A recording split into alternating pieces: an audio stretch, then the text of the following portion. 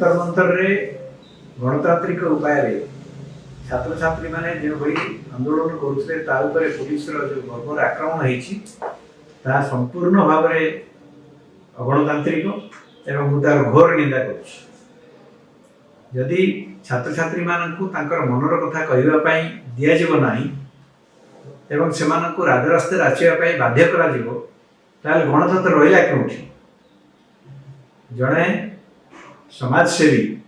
से 20 दिन ऊर्ध्व धरिकी अनशन करने पर्यंत कथा गला कहीं एते छात्र छात्री सहित बसिक सहानुभूति प्रदर्शन करुले विक्षोभ प्रदर्शन करुले गणतांत्रिक उपाय विक्षोभ प्रदर्शन करुले से समय सरकार कहीं